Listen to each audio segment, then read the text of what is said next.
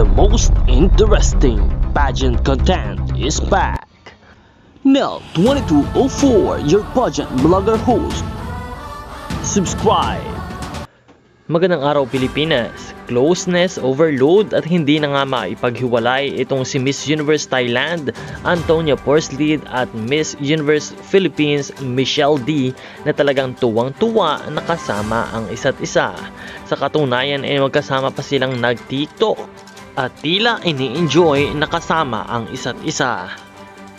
Bukod dito ay nalalapit na nga ang preliminary competition kung kaya't makikita na natin ang lahat ng pinagsanayan at trainings ni Michelle D at ipapakita na ang ating pinakahihintay na snake walk ng ating beauty queen.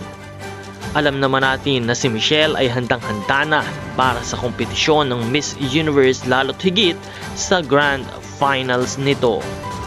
Kung kaya't patuloy natin siyang samahan at patuloy natin siyang suportahan sa kanyang kompetisyon.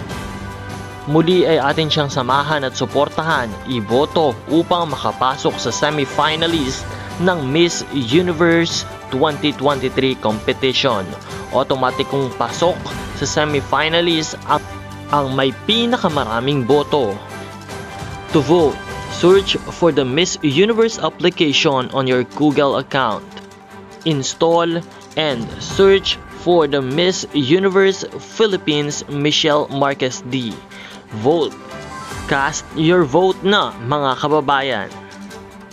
Muli kayo ay patuloy na umantabay sa channel na ito upang makapagbigay kami ng iba pang mga updates. Kung hindi mo pa napipindot ang subscribe button ay pindutin mo na dahil marami pa po kami mga updates na ibibigay.